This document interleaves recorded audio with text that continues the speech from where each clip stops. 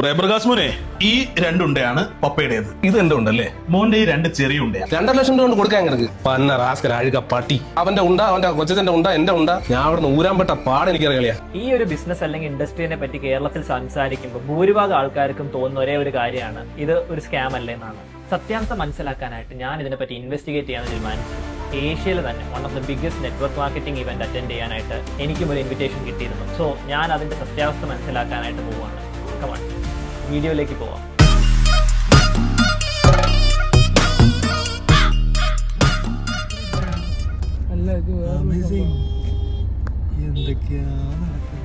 ഈ ഇൻവെസ്റ്റിഗേഷൻ തുടങ്ങുന്നതിന് മുന്നേ നമുക്ക് ഒരു 3 കാര്യങ്ങളൊന്ന് ഐഡന്റിഫൈ ചെയ്യണം. ഡയറക്ട് സെല്ലിംഗ് അല്ലെങ്കിൽ നെറ്റ്വർക്ക് മാർക്കറ്റിംഗിനെ കുറിച്ച് നമ്മൾ പൊതുവെ വിശ്വസിക്കുന്ന 3 മേജർ ബിലീഫ്സ് ഉണ്ട്. ഒന്നാമത്തത്, നെറ്റ്വർക്ക് മാർക്കറ്റിംഗ് എന്ന് പറഞ്ഞാൽ അതൊരു പിരമിഡ് സ്കീം അല്ലെങ്കിൽ മണി ചെയിൻ ആണെന്നുള്ളത്. രണ്ടാമത്തത്, ഇതിൽ ജോയിൻ ചെയ്ത എല്ലാവരും കോടീശ്വരനാവുന്നുള്ളത്. മൂന്നാമത്തത്, നെറ്റ്വർക്ക് മാർക്കറ്റിംഗ് എന്നത് ഫിനാൻഷ്യൽ ഫ്രീഡം എത്താനുള്ള ഒരു ഷോർട്ട് കട്ട് ആണെന്ന്. ഇതിൽ ഏതൊക്കെയാണ് സത്യം, ഏതൊക്കെയാണ് മിത്ത്, അതാണ് നമ്മൾ ഈ ഇൻവെസ്റ്റിഗേഷനിൽ കണ്ടെത്താൻ പോകുന്നത്. ഫാക്ട്സും എവിഡൻസും വെച്ചാണ് നമ്മൾ ഇൻവെസ്റ്റിഗേറ്റ് ചെയ്യാൻ പോകുന്നത്. അധികം താമസമില്ലാണ്ട് നമുക്ക് ആദ്യത്തെ പോയിന്റിലേക്ക് പോവാം. ഈ ഒരു സ്ട്രക്ചർ കാണാൻ തന്നെ എന്ത് രസമാണ്. മുകളിൽ ഒരാള്, അയാളുടെ താഴെ കുറെ ആൾക്കാർ, അതിന്റെ താഴെ വീണ്ടും കുറെ ആൾക്കാർ, അങ്ങനെ ലെയേഴ്സ് ഉണ്ടാകുന്നു. പക്ഷെ നമ്മൾ ഒന്ന് പിന്നോട്ട് ചിന്തിച്ചു കഴിഞ്ഞാൽ എല്ലാ ഓർഗനൈസേഷനും ഇതേ സെയിം സ്ട്രക്ചർ അല്ലേ വരുന്നത്. നമ്മൾ സ്കൂളിലാണെങ്കിൽ പ്രിൻസിപ്പൾ, HOD, ടീച്ചേഴ്സ്, സ്റ്റുഡൻസ്. ഒരു ഓഫീസ് സ്ട്രക്ചർ നോക്കുകയാണെങ്കിലോ CEO, top level management, managers, employees, interns, ഈ ഒരു സ്ട്രക്ചറാണ് വരുന്നത്. അപ്പൊ ഈ സ്ട്രക്ചർ ആണോ ഇഷ്യൂ, അതോ ഈ സ്ട്രക്ചറിലൂടെ നടക്കുന്ന കാര്യങ്ങളാണോ ഇഷ്യൂ? ഈ രണ്ട് ഓർഗനൈസേഷൻസിലും അതിൻ്റെതായിട്ടുള്ള കുറെ സിമിലാരിറ്റീസ് ഉണ്ട്. രണ്ടിലും റിക്രൂട്ട്മെന്റ്സ് ഇൻവോൾവ് ആണ്, ടീംസ് ഇൻവോൾവ് ആണ്, കമ്മീഷൻസ് ഇൻവോൾവ് ആണ്, നെറ്റ്വർക്ക് ഇൻവോൾവ് ആണ്, അതുപോലെ തന്നെ ഗ്രോത്ത് ടു പീപ്പിൾ ഇൻവോൾവ് ആണ്. പുറമേ നമ്മൾ നോക്കുമ്പോൾ രണ്ടും സെയിം പോലെ തോന്നും. ബട്ട് ഒരു ബിസിനസ് മോഡലിനെ മനസ്സിലാക്കാൻ സ്ട്രക്ചർ മാത്രം നോക്കിയാൽ പോരാ. റവന്യൂ എവിടെ നിന്നാണ് വരുന്നതെന്നാണ് ആദ്യം മനസ്സിലാക്കേണ്ടത്. ഈ ഡയറക്ട് സെല്ലിംഗിലേക്ക് വരുമ്പോൾ മണി ഫ്ലോ ചെയ്യുന്നത് പ്രൊഡക്ട്സ് ആൻഡ് സർവീസസ് സെൽ ആവുമ്പോഴാണ് ഇൻകം വരുന്നത്. കസ്റ്റമേഴ്സ് മോർ ഡിമാൻഡ് ക്രിയേറ്റ് ചെയ്യുന്നതിനനുസരിച്ച് ഇൻകം വരും. പക്ഷേ ഒരു പിരമിഡ് സ്കീമിലേക്ക് വരുമ്പോൾ money flow only happens when പുതിയ ആൾക്കാർ ജോയിൻ ചെയ്യുമ്പോൾ. എൻട്രി ഫീ മാത്രമായിരിക്കും ആ സിസ്റ്റത്തിനെ നിലനിർത്തുന്നത്. റിക്രൂട്ട്മെന്റ് ആയിരിക്കും എൻറ്റയർലി ആ ഒരു സിസ്റ്റത്തിന്റെ റവന്യൂ ജനറേഷൻ. പുതിയ ആളുകൾ വരുന്നത് നിർത്തിയാൽ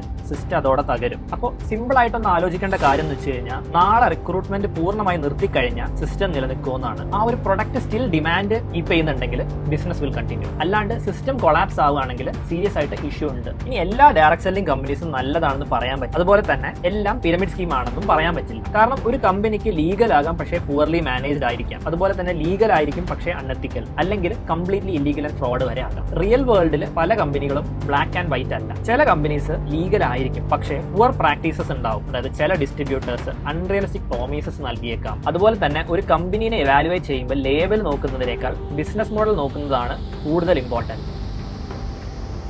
ഫ്ലോട്ടിംഗ് വിത്ത് യുവർ ഡ്രീംസ് എന്ന് പറഞ്ഞൊരു കോൺസെപ്റ്റ് ചേട്ടൻ വന്നിട്ട് പറഞ്ഞ മെയിൻ കാര്യം വെച്ചാൽ നമ്മുടെ ഡ്രീംസ് ആണ്. അതായത് നമ്മുടെ ഡ്രീംസ് എത്രത്തോളം നമ്മൾ സ്ട്രോങ് ആക്കി എടുക്കുന്നത്, അതായത് നമ്മുടെ ഈ ബിസിനസ്സിൽ സത്യം പറഞ്ഞാൽ നമ്മുടെ ഫ്യൂൽ എന്താണ്, നമ്മുടെ ഡ്രീംസ് ആണ്. അപ്പൊ ഇവിടെ ആരും നമ്മൾ പുറകെ നടക്കാനില്ലല്ലോ. നമുക്ക് വേണമെങ്കിൽ മതി. നമുക്ക് ഒരു കാര്യത്തിൽ ഫിക്സ് ആക്കി വെച്ചിട്ട് അത് അച്ചീവ് ചെയ്തെടുക്കാനുള്ള ഒരു ഗഡ്സ് മാത്രമല്ല, അതിന്റെ ഒരു ഡിറ്റർമിനേഷൻ ഭയങ്കര ഇമ്പോർട്ടന്റ് ആണ്. ജേഡ് ചേട്ടന്റെ ഡാൻസ് ആണ്. ഡാൻസ് എന്ന് വെച്ചാൽ in the sense dude in the hill എന്ന് പറഞ്ഞൊരു വീഡിയോ ഉണ്ട്. അതായത് ഒരാള് തന്നെ ഹില്ല് കിടന്ന് ഡാൻസ് കളിക്കുന്നു. അത് കഴിഞ്ഞ് കുറെ നേരം ആൾക്കാരൊക്കെ നോക്കി ചിരിക്കുന്നു. അതിന് ഒറ്റ ഒരാളും കൂടെ പോകുന്നു. അതിങ്ങനെ കോമ്പൗണ്ടിൽ പോകുമ്പോൾ ലാസ്റ്റ് ഒരു ഫുൾ ആൾക്കാർ, സെറ്റ് ആൾക്കാർ ഇങ്ങനെ ഈ പറഞ്ഞ പോലെ കൂടെ കളിക്കുകയാണ്. അപ്പൊ ആദ്യം കുറെ നേരം ഒറ്റയ്ക്ക് നിന്ന് കളിച്ചല്ലോ. അതേപോലെ ഈ ബിസിനസ്സിലും മേ ബി നമ്മൾ ഒറ്റയ്ക്കാവുന്ന പോയിന്റ്സ് ഉണ്ടാവും, പക്ഷെ കീപ് ഡാൻസിങ്, അതായത് കീപ് ഗിവിങ് പ്ലാൻസ്. അതാണ് നമ്മുടെ കൂടെ ഒരാൾ സ്റ്റാർട്ട് ചെയ്തതിന് പയ്യെ ഇത് നമുക്ക് സ്റ്റോപ്പ് ചെയ്യാൻ പറ്റില്ല. Like it literally compounds. Daily ചെയ്തുകൊണ്ടിരുന്നാൽ മതി എന്നാണ് ഞാൻ വിശ്വസിക്കുന്നത്. Keep dancing and don't flirt with your dreams. അതാണ് എന്റെ മെയിൻ ലേണിംഗ്സ്. ഈ ഒരു ഇൻഡസ്ട്രി അല്ലെങ്കിൽ ബിസിനസ് നിൽക്കുന്ന ആൾക്കാരിൽ ഏറ്റവും കൂടുതൽ നമ്മൾ കാണുന്നതും കേൾക്കുന്നതും stage, trophies, luxury car, foreign trip, success stories, ഇതൊക്കെ കണ്ടിട്ട് നമുക്ക് നാച്ചുറലി തോന്നുന്നൊരു കൺക്ലൂഷൻ, ഇതിൽ ജോയിൻ ചെയ്താൽ നമുക്ക് ഒരു ദിവസം ഇവരെ പോലെ റിച്ച് ആകാമെന്നാണ്. പക്ഷെ ഒരു ക്വസ്റ്റ്യൻ, ഒരു സക്സസ് സ്റ്റോറി സക്സസ് പോസിബിൾ ആണ് എന്ന് പ്രൂവ് ചെയ്യും, പക്ഷെ അത് എല്ലാവരുടെയും റിസൾട്ട് ആണെന്ന് പ്രൂവ് ചെയ്യില്ല. പക്ഷെ ഫെയർ ആയി വേറൊരു ക്വസ്റ്റ്യൻ കൂടെ ചോദിക്കാം. നെറ്റ്വർക്ക് മാർക്കറ്റിംഗിൽ എല്ലാവരും സക്സസ്ഫുൾ ആകുന്നില്ല, കറക്റ്റ്. പക്ഷെ ഒരു നോർമൽ ബിസിനസ്സിൽ എല്ലാവരും സക്സസ്ഫുൾ ആകുന്നുണ്ടോ? ഇന്ത്യയിലെ ഫോർമൽ സെക്ടർ ഫേംസിനെ കുറിച്ചുള്ള ഒരു സ്റ്റഡി 1 മില്യണിലധികം ഫേംസ് അനലൈസ് ചെയ്തപ്പോൾ റഫ്ലി ഹാഫ് ഓഫ് ദോസ് ഫേംസ് ആണ് 20 വർഷം കഴിഞ്ഞ് സർവൈവ് ചെയ്തിരുന്നത്. അങ്ങനെ നോക്കുമ്പോൾ ഇത് നെറ്റ്വർക്ക് മാർക്കറ്റിങ്ങിനെ ഓട്ടോമാറ്റിക്കലി ഡിഫെൻഡ് ചെയ്യുന്നില്ല. റിയൽ ക്വസ്റ്റ്യൻ എത്ര പേര് ഏൺ ചെയ്യുന്നു, എത്ര പേര് സക്സസ്ഫുൾ ആകുന്നു, എത്ര പേര് കണ്ടിന്യൂ ചെയ്യുന്നു. സക്സസ് ഗ്യാരണ്ടീഡ് അല്ല എന്നത് അതിന്റെ യുണീക് പ്രോബ്ലം ആണോ അതോ ബിസിനസ് എന്ന കൺസെപ്റ്റിന്റെ തന്നെ റിയാലിറ്റി ആണോ? റോബർട്ട് കിയോസാക്കിയുടെ the business of the 21st century ബുക്കിൽ നെറ്റ്വർക്ക് മാർക്കറ്റിംഗ് റെക്കമെൻഡ് ചെയ്യുന്നതിന്റെ മെയിൻ റീസൺ മണി അല്ല. The number 1 reason I recommend network marketing is for its system of real world business education. അതായത് business തുടങ്ങണം എന്ന interest ഉണ്ട്, പക്ഷേ ലക്ഷങ്ങൾ ഇൻവെസ്റ്റ് ചെയ്യാൻ പറ്റില്ല. അപ്പോൾ ഒരു സ്മോൾ സ്കെയിൽ എൻവയോൺമെന്റിൽ sales, marketing, communication, leadership, customer handling, team building, business operation ഇതൊക്കെ എക്സ്പീരിയൻസ് ചെയ്യാൻ പറ്റും എന്നതാണ് ഈ മോഡലിന്റെ ഒരു ആർഗ്യുമെന്റ്. പക്ഷേ ഇവിടെ ഒരു ഇമ്പോർട്ടന്റ് ഡിസ്റ്റിങ്ഷൻ ഉണ്ട്. Low barrier entry doesn't mean low risk. Easy to start doesn't mean easy to succeed. Business തുടങ്ങാൻ ഈസി ആയിരിക്കും, പക്ഷെ ബിസിനസ് സക്സസ്ഫുൾ ആക്കാൻ സ്റ്റിൽ ഹാർഡ് ആണ്. ഈ ഒരു മിത്തില് നെറ്റ്വർക്ക് മാർക്കറ്റിംഗിൽ എല്ലാവരും കോടീശ്വരനാവും അല്ല. അപ്പൊ ഒരു സക്സസ്ഫുൾ പേഴ്സൺ ഉണ്ടെന്നത് എല്ലാവരും സക്സസ്ഫുൾ ആകുമെന്നും പ്രൂവ് ചെയ്യില്ല. പക്ഷേ ആർക്കും ബിസിനസ് ചെയ്യാൻ പറ്റില്ല എന്നതുമല്ല. ആക്ച്വലി റിയൽ ക്വസ്റ്റ്യൻ ആർക്കൊക്കെ സക്സീഡ് ചെയ്യാൻ പറ്റുന്നു എന്നല്ല, എത്ര പേര് സക്സീഡ് ചെയ്യുന്നു എന്നാണ്. And if success is possible, financial freedom really ഒരു ഷോർട്ട് കട്ട് ആണോ? I think everyone, ബിസിനസ് ഒക്കെ ചെയ്യാൻ താല്പര്യമുള്ള ആരായാലും ഫസ്റ്റ് ചെയ്യേണ്ടത് they should know who they are. This is my first experience. Totally different ആയിരുന്നു. To make a difference in how we are seeing our life itself. Actually, നമ്മൾ ലൈഫിനെ തന്നെ കാണുന്ന ഒരു കാഴ്ചപ്പാട് തന്നെ നമ്മളെ മാറ്റിക്കളയും. പ്രാവശ്യം there is a differentiation like about earth, fire, air and water എന്ന് പറഞ്ഞിട്ട് നമ്മുടെ ഡീപ്പ് ഇൻസൈഡ് നമ്മുടെ ക്യാരക്ടർ എന്താണെന്ന് മനസ്സിലാക്കാനും അറ്റ് ദ സെയിം ടൈം നമ്മളൊരു ബിസിനസ് ഓൺടർപ്രണർ ആകുമ്പോൾ നമ്മൾ ഒരുപാട് ആൾക്കാരോട് സംസാരിക്കണം. അപ്പൊ നമ്മൾ സംസാരിക്കുന്ന ആൾക്കാർ എന്ത് ടൈപ്പ് ആൾക്കാരാണെന്ന് നമ്മൾ മനസ്സിലാക്കുന്ന session it was new for me. നമുക്ക് ഇങ്ങനെ അറിയാം, നമ്മൾ അവിടെ ഇരിക്കുമ്പോൾ തന്നെ നമുക്കൊരു energetic vibe we can experience. The person അവിടെ വന്ന് സംസാരിക്കുന്നവരാണെങ്കിലും they are transferring some electric vibe to us. And also അവിടെ ഇരിക്കുന്ന നമ്മളെ പോലെ ഉള്ളവര് most of them are not having more experiences actually. Like ഇവിടെ 2 വർഷമായവര് കൈപ്പൊക്കാൻ പറയുമ്പോൾ there is less number of കുറച്ച് പേരേ ഉള്ളൂ അങ്ങനെ കുറെ വർഷങ്ങളായിട്ട് ചെയ്യുന്നവര്. And I'm so amazed to see they are starting this business so early. അവര് ഇതിലേക്ക് ഇറങ്ങിത്തിരിക്കുന്നു. എത്രത്തോളം നേരത്തെ തുടങ്ങുന്നോ അത്രത്തോളം നമ്മൾ ഡെവലപ്ഡ് ആവും. വേറെ എന്തെങ്കിലും പറഞ്ഞ ഈ ഒരു പോയിന്റ് എനിക്ക് ഭയങ്കര സ്ട്രൈക്കിംഗ് ആയിട്ട് തോന്നി. കാരണം കുറെ നാൾക്ക് പരിചയമുള്ള പോലെ അത് ഈ ബിസിനസ് പ്രത്യേകതയാണ് എന്താണെന്ന് അറിയില്ല. We can't judge anyone actually. We don't judge anyone. We have to wait for it. We have to trust the process. ഈ ഒരു ബിസിനസിനെ കുറിച്ചുള്ള ഏറ്റവും അട്രാക്റ്റീവ് ആയിട്ടുള്ള ഒരു പ്രോമിസ് എന്ന് വെച്ച് കഴിഞ്ഞാൽ ഫിനാൻഷ്യൽ ഫ്രീഡം ആണ്. 9 to 5 വേണ്ട, ബോസ് വേണ്ട, ഇൻകമിന്റെ ലിമിറ്റ് ഇല്ല, പിന്നെ ടൈം ഫ്രീഡം. പക്ഷെ ഇത് ശരിക്കും ഒരു ഷോർട്ട് കട്ട് ആണോ? ഫിനാൻഷ്യൽ ഫ്രീഡം എന്ന് പറയുമ്പോൾ നമ്മൾ വർക്ക് ചെയ്യുന്നത് നിർത്തിയാലും ഇൻകം കംപ്ലീറ്റ്ലി സ്റ്റോപ്പ് ആക്കാത്ത ഒരു സിറ്റുവേഷൻ ആണ്. അതായത് നമ്മുടെ ഇൻകം നമ്മുടെ ടൈമിന് 100% ഡിപ്പെൻഡ് ചെയ്യാത്ത സിറ്റുവേഷൻ. നോർമൽ ഒരു എംപ്ലോയ്മെന്റിൽ നിങ്ങളുടെ ഇൻകം മോസ്റ്റ്ലി നിങ്ങളുടെ role, experience, responsibility and time ഇവയായിട്ട് കണക്റ്റഡ് ആണ്. നിങ്ങൾ വർക്ക് ചെയ്യുന്നു, സാലറി കിട്ടുന്നു, പ്രൊമോഷൻ കിട്ടിയാൽ ഇൻകം ഇൻക്രീസ് ചെയ്യും. പക്ഷേ ഒരു പോയിന്റിൽ നിങ്ങളുടെ ടൈം ഒരു ലിമിറ്റ് ആണ്. ബിസിനസ് വേൾഡിൽ ഒരു പവർഫുൾ കൺസെപ്റ്റ് ഉണ്ട്, ലെവറേജ് എന്ന് പറയും. നിങ്ങളുടെ എഫേർട്ടിനെ മൾട്ടിപ്ലൈ ചെയ്യുന്ന ഒരു മെക്കാനിസമാണ്. നിങ്ങൾ തനിയെ വർക്ക് ചെയ്താൽ നിങ്ങളുടെ ഔട്ട്പുട്ടിന് ഒരു നാച്ചുറൽ ലിമിറ്റ് ഉണ്ട്. പക്ഷേ ഒരു സിസ്റ്റം അല്ലെങ്കിൽ ടെക്നോളജി, ക്യാപിറ്റൽ അല്ലെങ്കിൽ പീപ്പിൾ നിങ്ങളുടെ എഫേർട്ടിനെ മൾട്ടിപ്ലൈ ചെയ്യുമ്പോൾ അതാണ് ലെവറേജ്. നെറ്റ്വർക്ക് മാർക്കറ്റിംഗിന്റെ കോർ ആർഗ്യുമെന്റ് ഇവിടെയാണ്. നിങ്ങൾ തനിയെ സെയിൽസ് ചെയ്യുന്നതിന് പകരം വേറെ ആളുകളെയും ബിസിനസ് ബിൽഡ് ചെയ്യാൻ ഹെൽപ്പ് ചെയ്യുക. അവർ സെയിൽസ് ചെയ്യുന്നു, അവർ വേറെ ആളുകളെ ട്രെയിൻ ചെയ്യുന്നു, ആ പ്രോസസ്സ് റിപ്പേ ചെയ്യുന്നു.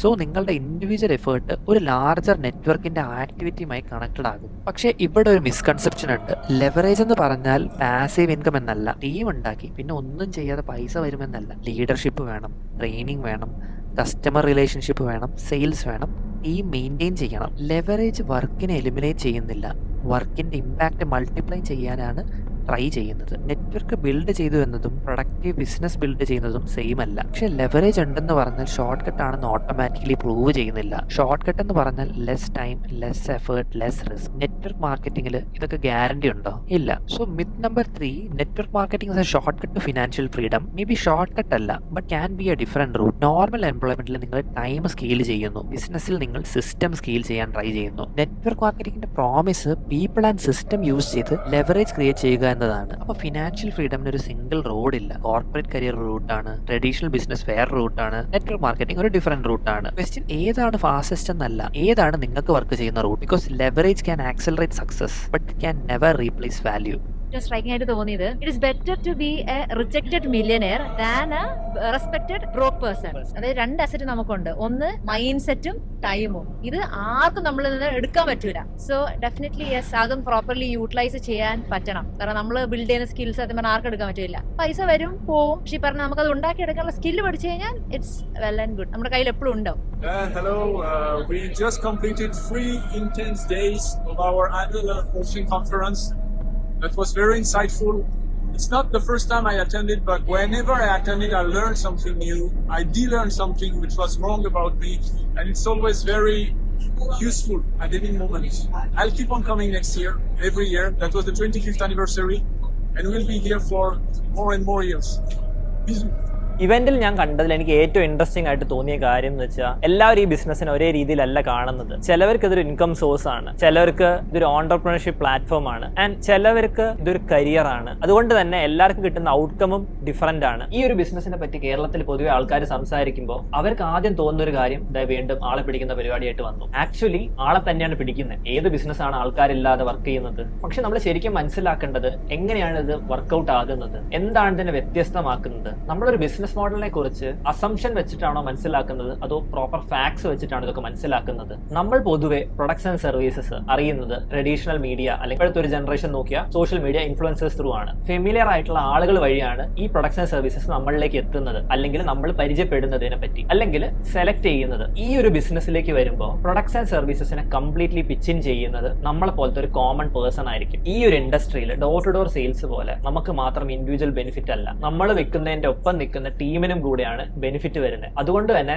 നമ്മളെ സപ്പോർട്ട് ചെയ്യാൻ നമ്മുടെ അതേപോലത്തെ മൈൻഡ് സെറ്റ് ഉള്ള ഒരുപാട് ആൾക്കാർ നമ്മുടെ കൂടെ കാണും. കാരണം നമ്മുടെ കൂടെ നിൽക്കുന്നവർക്കും ഈക്വലി ബെനിഫിറ്റ് ഉണ്ട് നമ്മളെ പോലെ തന്നെ. ഇതുവരെ നമ്മൾ കണ്ടതിൽ കുറെ ഒപ്പീനിയൻസ് ഉണ്ടായിരുന്നു. ഇവന്റിൽ ഞാൻ കണ്ടത് ആൾക്കാർ പറഞ്ഞത് സക്സസ് സ്റ്റോറീസ്, എൻഡ് ഒബ്സർവേഷൻ. പക്ഷേ ഇപ്പൊ നമുക്ക് ഒപ്പീനിയൻ മാറ്റി വെച്ച് ഫാക്ട്സ് നോക്കാം. 2015 ഫിക്കിയും KPMGയും ഇന്ത്യയിലെ ഡയറക്ട് സെല്ലിംഗ് ഇൻഡസ്ട്രിനെ കുറിച്ച് ഒരു റിപ്പോർട്ട് പബ്ലിഷ് ചെയ്തു. 2013-14 അപ്രോക്സിമേറ്റ്ലി 7500 കോടിയായിരുന്നു ഇന്ത്യൻ മാർക്കറ്റ്. പോളിസി സപ്പോർട്ടും മാർക്കറ്റ് ഗ്രോത്തും ഉണ്ടെങ്കിൽ 2025 64,500 കോടി വരെ റീച്ച് ചെയ്യാൻ പൊട്ടൻഷ്യൽ ഉണ്ടെന്നാണ് റിപ്പോർട്ട് പ്രൊജക്ട് ചെയ്തത്. ഇതൊരു ഗ്യാരണ്ടി ആയിരുന്നില്ല, ഒരു പ്രൊജക്ഷൻ ആയിരുന്നു. പിന്നെ 2016 ഡയറക്ട് സെല്ലിംഗ് ഗൈഡ് ലൈൻസ് വന്നു. ഡയറക്ട് സെല്ലിങ്ങിനെ റെഗുലേറ്റ് ചെയ്യാനും ഫ്രോഡലന്റ് പ്രാക്ടീസസിനെ ഡിസ്റ്റിംഗ്വിഷ് ചെയ്യാനും ഒരു ഫ്രെയിംവർക്ക് ക്രിയേറ്റ് ചെയ്യാനുള്ള അറ്റംപ്റ്റ് ആയിരുന്നു. 2021 consumer protection direct selling rules വന്നത്. ഇവിടെ ഒരു ഇമ്പോർട്ടന്റ് ഡിസ്റ്റിങ്ഷൻ ഉണ്ട്.